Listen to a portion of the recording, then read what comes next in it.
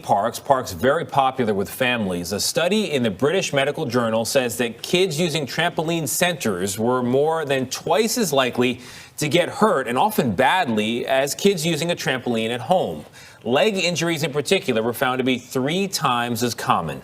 Meg Oliver has been reporting on trampoline park safety for years now, and she's with us again. Meg, good morning.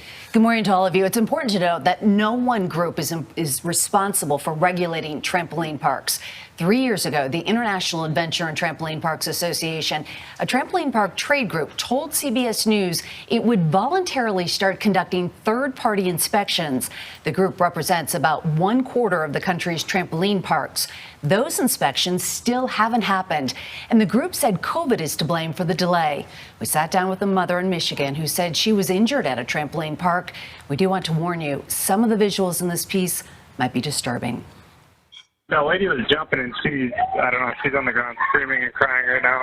In May, Amber Warden, a 33-year-old mother of 2, shattered her lower leg bones jumping at Defy Trampoline Park in Flint, Michigan. You can hurt yourself. Like, I understand that, that's a possibility.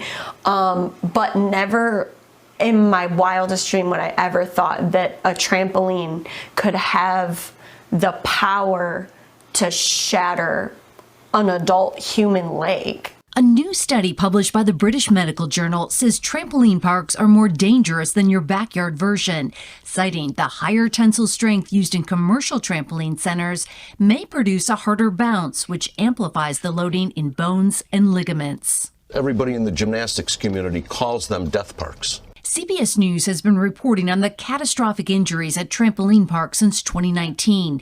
Attorney David Chazen, who does not represent Warden, has more than 50 clients, he says, have been severely injured while jumping at trampoline parks, some alleging these injuries in legal claims filed against those parks. The boy in the red, there's an encouragement here for people to do flips. He's had no gymnastics background, and he's attempting a backflip. And of course, it's a disastrous. Oh, and he lands on his neck. He lands on his neck and he becomes quadriplegic.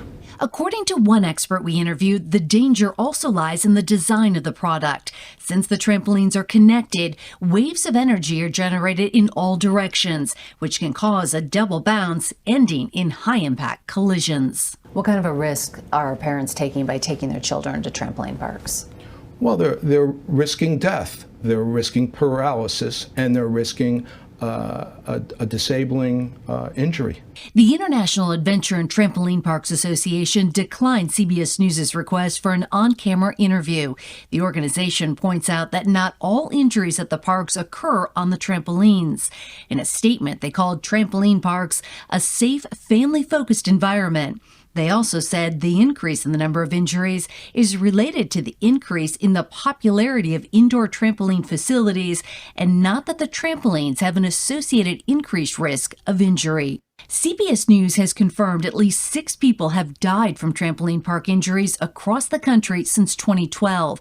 That number could be higher because confidentiality agreements stop them from speaking out or reporting it to the Consumer Product Safety Commission. I think Congress could take action on it, and I think the Consumer Product Safety Commission could take action on it. In a letter, Chazen recently offered the Consumer Product Safety Commission 3 ways to improve safety immediately: banning children under the age of 6, not allowing flips and somersaults, and removing confidentiality agreements so more injuries can be reported. Or you're signing a waiver under the understanding that it's like a backyard trampoline. So I feel like it's deceitful.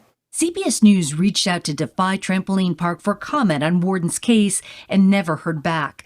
Warden hopes by sharing her story, it will lead to life-saving changes. So I feel like if this interview can keep a parent from taking their child and having this happen to a child, because I'm glad it happened to me and not a kid, I'm sorry. But I just think about my own kids, and I'm just so glad that it happened to me and not to them.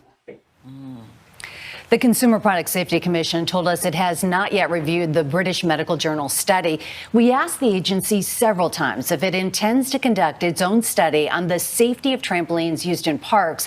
It did not respond specifically to that question, but did say it will continue to conduct incident investigations. I really feel for that. So let me get this straight. So the backyard trampolines have standards for safety that parents can rely on, but the ones at these big parks do not. Well, what's really interesting here is that the Consumer Product Safety Commission stepped in to work with the backyard trampoline industry during the 1990s when injuries skyrocketed and 11 deaths were reported. It remains unclear if they're going to step in here and conduct their own investigation on this product. As we have seen, and we have confirmed that 6 people have died from trampoline park injuries since 2012. If you're a parent, you do want them to step in because you're just pulling off the highway, wiping the sweat from your brow, getting a Diet Coke and signing the waiver. Like, you just want the kids to have fun and you get a break. And you want to see a report like this, Meg, because most parents are not aware. That's why these parks remain incredibly popular. No, when I saw your first report years ago, I thought trampolines are so fun. Now these do not seem like isolated incidents. No, they don't. No, I mean, the injuries continue.